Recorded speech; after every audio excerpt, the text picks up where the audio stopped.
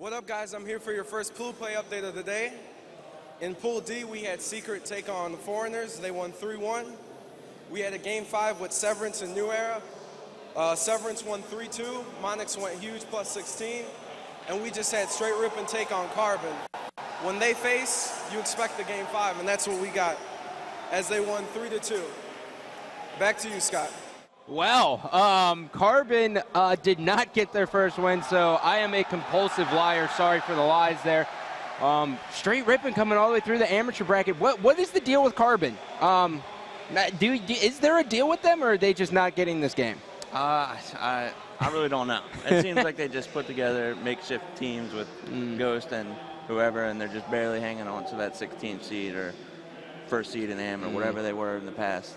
So I don't know. Str8 looks pretty good. Yeah, apparently. Yeah. Well, we're getting ready for Str8. We are going to start this match off Classic going against Str8 Rippin on Oasis King. So spicing things up a little bit here. We're going to be starting off with the King of the Hill game type. Now, you will also be running this exact same series later on versus your amateur team. Is Oasis King one of your better maps? No. It is not one of our better maps. Well, we are waiting for T-Squared. There he comes with his new haircut, his new team, his new glasses. I got nothing else that's new. Oh, and holy God, it is his birthday today. Yeah. So T-Squared turning, I'm going to guess 24? Yeah. I thought it was 23. Lennox actually just said T-Squared just turned 60, so congratulations for making it to 60. You're a trooper. So now, Nick, since I have your intelligence here, Classic taking on Str8 Rippin. What do you like about Classic so far of this team? I mean, they're still underrated. They got third at Raleigh, they got third at Anaheim, they got sixth at Raleigh, and people still overlook them. Well, yeah, I mean, they have it's Chig basically and three up-and-coming players. The free-for-all players, two free-for-all players, I believe, Prototype and Straight Sick, both won one of the Big Flex free-for-all. So I mean, it's well-rounded players on the team.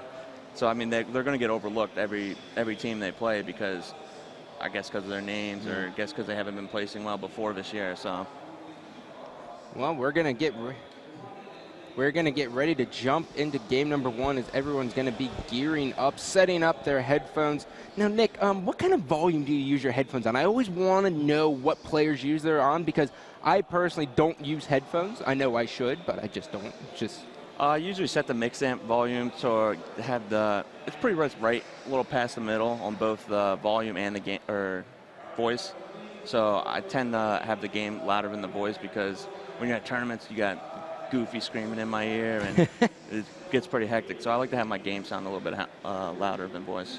So how is Goofy on LAN? I mean, this is your first time teaming with him, and he's always impressed me. I mean, he was our bold player in Halo 3, so he's definitely known to shine. So what's he bringing to your team so far? He's bringing that constant communication. Like, he's really loud and really pumped up. Even when I think we were losing games against Pure, Eomite's team, and we lost the game one, and he was still, like, into it the whole game. Like, so, I mean, communication is really good from him. That's good. And, I mean, Goofy is another player who is overlooked all the time. But, you know, really, I'm just glad to see you guys actually doing well. This is going to be, if you win this pool, this will be your highest placing this year. Guaranteed your highest placing. Oh, yeah. How good of a feeling is that? 6, yeah. I mean, assuming all goes according to plan, of course. I mean, yeah, just hopefully finish out strong these next two matches and get that top 6 and then rest for the rest of the day and then play in the winners bracket tonight. Right. All right, well, now it looks as if the players are ready. We have Merc going to be doing his little thing with his gamer tag, and we will be jumping into game number one, Oasis, King of the Hill.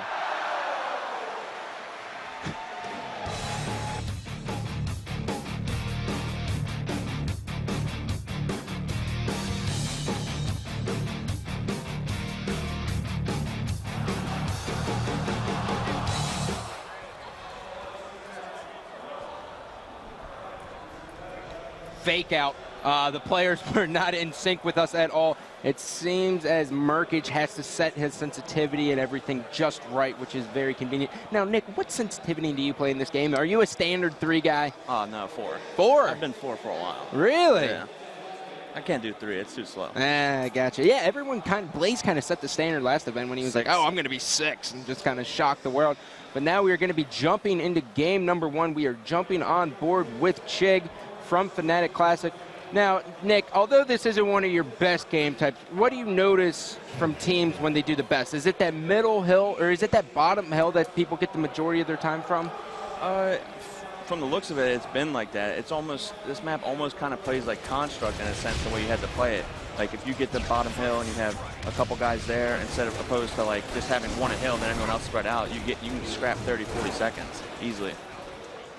All right, so now we're going to see as 2 members of Classic are going to go down. All 4 members of Str8 Rippin going to be taken out. Classic looks very solid so far. Prototype's going to have that sniper. He's going to relocate to the red lobby. Russo will be in the hill, and Chig will be right behind Prototype as we have a one-on-one battle. Here comes the evade, but he is completely screwed. Str8 Rippin all spawning at the blue base. They are going to be looking to take back this hill. So, you know, at this bottom hill, it is very easy to kill that hill guy. So is there a specific way to really do that, or is it just throw a nade in there and just weaken them? Well, I mean, yeah, I mean, you're going to spawn on blue or red base and then essentially push the rock jump up or in the tunnel and try to get that nade there. But if the other team has another player or 2 there, it's that you can easily counter that. So when you're holding this hill, are you looking to have kind of like your whole team around it, or are you trying to spread out and get as much of the map covered as Str8 Rippin is doing currently? Yeah, you try to want to get as much map as you can covered and then catch the spawns and then move your way over there with like a teammate or 2 while still having a teammate next to the hill guy. Well, Merkic is trying to find the members of Classic. He is behind all of them. He is doing an excellent job. Str8 Rippin is actually setting up for the red base because that is where the hill will be moving in 30 seconds. They are off to a very good lead here, 32-13. They were able to milk 30 seconds out of this bottom hill. Very impressive showing. It's always interesting to see how an amateur team, although they have veteran experience from T-Squared, plays these maps compared to pro teams. Well, yeah, I mean, my team was technically an amateur team at Anaheim. Yeah. And we came out and played in the pool play, so it can be done pretty easily with like veteran leadership, obviously. Yep. So now with that said, Nick, when you're on an amateur team, quote unquote, how do you really get the guys behind you? What kind of leadership role do you take? Is it just keep your head in the game, or is it just like, you know, don't let everything get to you kind of thing? Yeah, it's exactly how it is. You don't want, like, especially with Merkic and I believe Toxic, and these are 2 new faces I haven't even really heard of until maybe last event. So T-Squared just, obviously he's been playing for so many years, and he's going to know the right words, what to say to them, especially if they lose a game, and keep their heads into it. All right, so now Classic is going to have all 4 members alive. Prototype has got this new sniper. Straight Sick is going to be pushing the river. Chig now is roaming around red health pack, trying to stop these Str8 Rippin guys from spawning there, and he does a good job at taking out T-Squared as Russo is getting hill time. On the other side, Str8 Rippin is all spawning blue flag, and they are taking heavy fire, but here comes the grenades, and it seems as though as soon as a team spawns blue flag, Nick, that just the nades come hailing into the hill. So do you take that into consideration? So as soon as you hear they all spawn up, you just get out of the hill? Oh yeah, you kind of want to bait the hill a little bit, especially if you get one down in your team, you want to get out of the hill because they can just push right across the bridge from blue base and get you out really easily.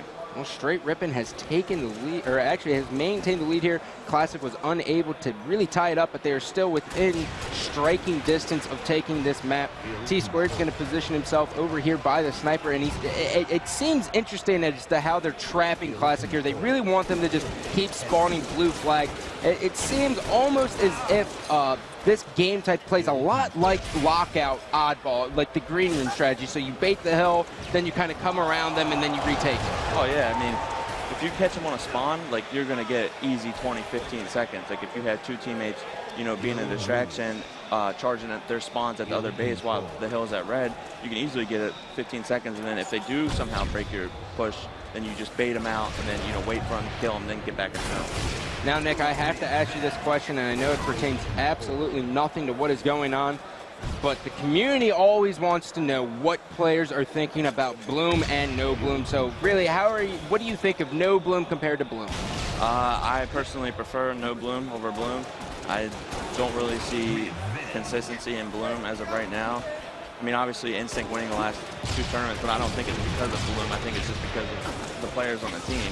So, I mean, the community, I can't really speak for them, or the pro players anyways, but I know some people I talk to really want no Bloom. but they didn't want it before the tournament because of how close it was, and then Providence coming up with championships, so it'd be a pretty drastic change for that too. But I know there's some players that probably prefer Bloom. Gotcha. So now with that said, seeing since this event it was no Bloom, do you expect Bloom at national championships? Yeah, I'm pretty sure that there'll still be Bloom at national championships because of just the significance of the tournament being championships and playing Bloom all year long. So, I mean, it's a good point. I mean, you can't go 5-6 of the season and then be like, oh, well, by the way, we're going to change the game entirely. Good luck, have fun. Yeah. I would prefer no Bloom this time. Yeah, I mean, I could definitely see that, especially for you. I mean, you're a no Bloom kind of guy. So Adrenaline's going to be doing a good job here cleaning up from the grenade launcher. His 3 teammates are down. It is a one-on-one as Str8 looks to be pushing into the hill. He's going to grab the pea shooter. Adrenaline's just going to kind of hunt him out, wait for his teammates, and they actually got split spawns, so they will now be able to sandwich the members of Classic at this hill. Yeah, it looks like they're doing a good job of catching him on spawn and really putting a lot of pressure on him so they can't push out and scrapping 5-10 seconds at a time. Really want to get a majority of your hill time on the plats and the red and blue hill. Yeah, and this one's really back and forth. No one can really set up as Merkic is going to be getting an easy headshot there, nice and lined up, just how you like them. Really did. It's always good to get that first headshot out of the sniper, you know? Oh, yeah, for sure. Because it really, you miss the first 2 shots and you're kind of like, let me charge my DMR out and then really get on a groove and get that headshot. For sure. So T-Squared's going to be hunting down Chig. The last player you want on this team to get it, Chig, is going to be a nuisance, and T-Squared's going to clean him up. All 4 members alive for Str8 Rippin, but Prototype is still in the hill, and at the end of the day, that is going to make the difference. Excellent job just scrapping this hill time. So good, and he is going to get help from his teammate and take him out. Good job. Bad push by Str8 Rippin here as Merkic is absolutely full red. And full red. God, I'm still used to gears. He's full red with his health. What can you do? Yeah. What can you do? Looks like Classic did a good job of getting 15-20 seconds right there of the hill. They just got to regroup, get 2 of them down, and milk some time. So now, what is, I mean, not ideal, because ideally it would be getting every single second of the hill, of the new hill. But what is ideal? When you get a setup and you're going at an MLG event, how many seconds are you looking to gain? About 40, 30? Like, what is a very solid hill for you guys where you're like, okay, I have a lot of confidence now? Well, yeah, I mean, if you get 40 seconds of time, like, uncontested pretty much, like that's going to set the tone for the rest of the game because that's really hard to do, especially pro team, like top teams playing against each other. So I mean, it usually comes down to about 10-15 seconds of scrapping hill, and then the other team spawning, and then doing what you got to do to either prevent them from taking the hill or charging their spawns and keep milking time. It's all situational, I guess, but you want to hope for that 30 or 40 seconds because that's really good. So now, with that said, Nick, before our format was definitely 3 capture the flags, 2 team slayers. Do you like I mean, King of the Hill is a blast to play. So do you like having that mix-up, or would you have rather had the 3 King CTFs? I like having King Game 1 now because that Game 3, like, it's really anticlimactic to have King of the Hill as a Game 3, and like you're already won, and like if it's like a 3-0 and you're just kind of like hanging out. Yeah, but like, oh, look at us, we won. Yeah, but a CTF or as Game 3 is so much better because you get that final cap and you just have more like momentum going into Game 4. Whether it is like such like a cool down after winning a King of the Hill game, and you're just kind of playing it out for the last minute or so. Chig doing a good job taking out Merkic. That is going to be a double kill. He has 3 teammates alive, 2 members down for Str8 Rippin. Adrenaline and T-Squared desperately trying to get control of this hill. T-Squared's going to milk a little bit of time, but he has to be careful because Chig has this grenade launcher and he is pushing it. Chig's going to have help from Prototype take out T-Squared. He is taking heavy fire. He's going to use that evade. Good job, and he's going to get away and get that kill. Awesome play there with the grenade launcher. Now, Nick, this grenade launcher on this map, it's really the first kind of time I've ever seen it used. So how does that dictate the play in this game, or does it? It does a lot. I think grenade launcher is actually more of a power weapon than sniper on this map because of the angles of the map. So if you get the tube and you have and you're in the top hill, you can really do a lot of damage. Whereas sniper, there's so much cover around the map, you can't really get a good sniping spot set up. Now this game type compared to Team Slayer, leaps and bounds different. Oh, yeah. So now when you play Team Slayer here, do you hold a does your team personally hold a base? Do you, ideally, of course, nothing ever works out and it's all situational when it comes down to call-outs, as you stated, in competitive play. But ideally, do you guys just try to hold one side of the map? Do you hold green? Where are you guys located? I mean, on Team Slayer, you generally want to be, obviously, if you don't have a setup, you want to be running around in pairs. It seems like on this map, because there's, like I said, there's so much cover. You have the lobby and the bases, and you have the whole back of the base, and you have bottom green. So, I mean, like if you have the lead, I guess you would want to hold down a base and then try to hold down, keep one player at green. Like I think sniping would be more significant on Slayer. So I mean, just pretty much holding a base and running around with a teammate. Jake's going to clean up Toxic right there in the river. We see as 3 members of Str8 Rippin are going to be spotted at the red health pack. T-Squared's going to be taken out by Jake. They have finally regained the lead here. This is the first lead change all game long. Jake is going to position himself with this sniper. Oh, he almost had the tip of his head, but then he jerked his aimer up. I mean, that's just bumper jumper, man. Yeah. Everyone's jumping. Back in the day, it was not like that. No one jumped. Yeah. Well, had to press the A button. Yeah. Take your thumb off the thumbstick. It was a lot harder. But I like what Classic did right there before, as they got that extra 15 seconds of hill time. They caught Str8 Rippin off the spawn behind them in the hill and then forced the other 2 players to spawn at the other base. But it looked like Str8 Rippin has gained back control anyways. Yep, Toxic's going to be taken out with that sniper. Merkage has that grenade launcher, putting it to use as he is going to take out that member of the bridge, and he had sloppy shots and was taken out. And because of that, now T-Squared is the only one alive at the sniper. He is able to get 1 kill, but Classic is really just milking this hill time as T-Squared puts himself in a bad position. T-Squared's going to be able to live because his teammate's going to help him out. Toxic is in the hill doing a great job at support flyer. T-Squared is still caught in this tunnel. He cannot get out of it. He is desperately trying to get out, and he is going to be taken out.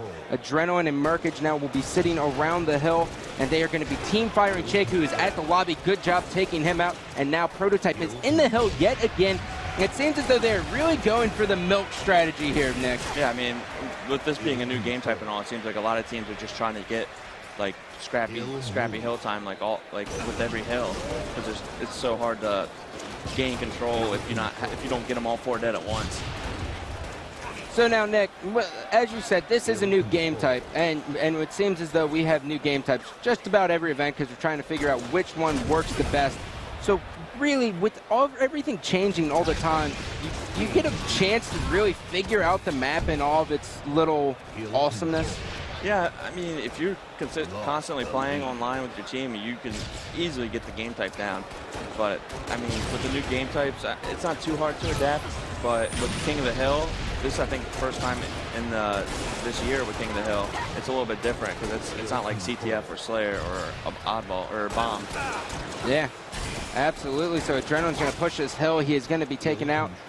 Classic now is positioning themselves all over the red base as Str8 is still milking this clock. T-Squared is going to be able to get a nade on him and take him out. Good job by T-Squared as Adrenaline and the rest of the troops will be spawning at the blue flag. It seems like they're going back and forth a lot, milking 5-10 seconds at a time, getting 2 down. No one really has gotten all 4 down in a while. Yeah, it's really just a battle of individual talent. And it seems as though that's happening a lot more that I've noticed in this game. It's as soon as it gets like down to the wire, individual talent is starting to prevail. Oh yeah, especially coming up in this last minute right here, we're going to see which team is more clutch, and eventually that's going to be a lot of momentum going into the game too. Especially for the AM team, Str8 Rippin. Yeah, and they have about a 20-second lead here as Str8 Rippin's going to be caught in the tunnel. Adrenaline is going to be able to get out, but nice shots from Str8, and they are still in the hill. Chig is just doing an excellent job gathering every second possible. Very good shots from Str8, and he is able to get that double kill. Almost got it, but huge. He still helped his teammate out. That is going to be 3 down for Str8 Rippin. T-Squared is spawning at the red flag, and this last hill, Nick, will be moving to the blue flag. Yep, and Classic's already set up a blue 30 seconds prior as they were still killing them at green. So unless Str8 Rippin can magically get all this time right here, it looks like Classic's going to take this one. Classic doing a good job here. Str8 Rippin is spawning at red. Adrenaline is trying to go on a flank. He has got the grenade launcher. He is unable to connect with it, but his teammate hit him with a nade. He is going to be taken out, and Classic looks to be running away with this game.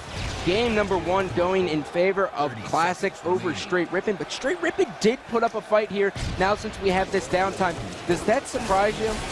Yeah, I really didn't know what to expect from Str8 Rippin. all relatively new players for T-Squared. So, I mean, this is a good sign for them. I think they can, bounce back, take a Slayer game, and be right back in it. Well, they already have shown how resilient they are because they came back from Carbon. I believe Carbon was up 2-0. Wow. So, I mean, the Carbon Str8 Rippin name, you expect them to kind of be in like the top 8, but now it seems as though it's a battle for 3rd place in the pool. Yeah. But nonetheless, Classic is going to take game number 1, 1-0. Great play by Classic. It seems as though the milking definitely prevailed there. And as we take a look at the stats, we see Chig is going to go +6, Str8 is going to go +6 as well. Great assist from this team. And Str8 Rippin, they just fell a little bit short. Yeah, at the end, it seemed like Classic had a really good push with that last hill, and then moving into the blue hill at the end. They kept getting 2 or 3 down at a time, and they're set up in blue hill, so they just ran away with it at the end. Got a lot of time. Now we already talked about this, Nick, with the new setup here with King of the Hill being game 1. We're going to have those 2 capture the flags coming up, and right now we have Team Slayer on Sanctuary coming up after this commercial break. So really, what's going to be the difference maker here for both of these teams? It's going to be whoever's sniping. I think with the teams evenly matched from the first game, I think it's going to come down to probably like an end game situation. So whoever has like the better sniper or seems to be on fire, I think will take it. All right, well, we will be back right after this commercial.